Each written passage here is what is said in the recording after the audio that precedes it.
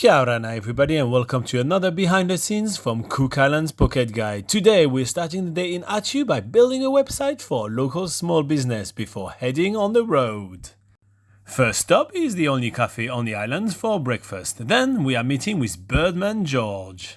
Birdman Gerorge is a local tour guide. Most of his tours usually evolve around eco tours and bird watching, but today we're doing something a little bit different as we are going to be trying to see it all in Atiu for the whole day. As a connoisseur of all things Atiu, Birdman Gerorge introduced us to a lot of new things that we never tried before, such as some different plants, and we even check out the local coffee plantation tour that's available right here on Atiu.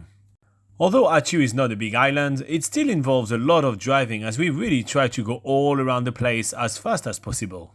But you can't take the birds out of the Birdman, so Birdman Gerorge and Laura take on a little bit of bird spotting. I also get a turn at the wheel of the electric car and I get a little bit of local help because, well, it looks like I really needed supervision. A lot of the points of interest of Atiu are usually involving getting onto the coastline, should it be through a nice quaint little beach or through a vaca ramp, which is a canoe ramp. But something big is coming. It's called a grotto. There are about 3 gigantic grottos peppered around the Atiu coast. And to be quite honest, they are quite the sight, so Laura and I take our classic opportunity to take a lot of photos before heading back on the road, driven this time by Birdman Gerorge. It's a really hot day though, so I have to say that a dip is long overdue. So far, I got in just up to the ankles. After refilling our life straw bottles at the local water source, we head back to the next point of interest, and there we're greeted by a lot of beautiful birds. Those are frigates. A few photos later, and we are back in the car heading already to the next point of interest. Dotted around this road, there is also a few historical sites, like the John Williams Memorial that we just saw right here. But what we're here mostly for are the pristine, stunning beaches to visit. For some it's hard work, but for us it's just paradise. But that dip is long overdue, so let's go! We didn't know that before the reef break there is not much sea life, so we decided to head back for lunch instead. Shortly after stuffing ourselves on beautiful local delicacies, we're already back on the road finding the next spot.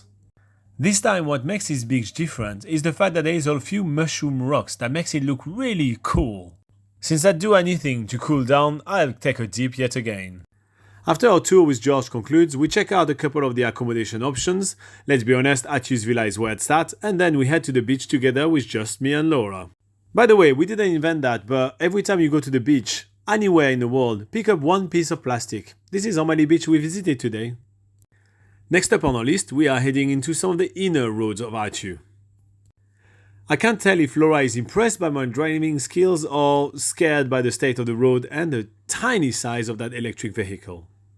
Alright, so we're now back at Atiu's villa because we're heading to our next excursion. We're heading to a tumunu. Do you guys know what a tumunu is? A tumunu is basically a local drinking hole where the only drink on offer is a local brew. There is a bit of a tradition where everybody has a drink once after the other, and it doesn't taste like kava, which usually tastes like kind of muddy. This tastes really fruity, which is delicious. But needless to say, the content of alcohol is still pretty high, so everybody ends up the evening very jovial. And with that, our time in Atiu is almost over. Ka kite!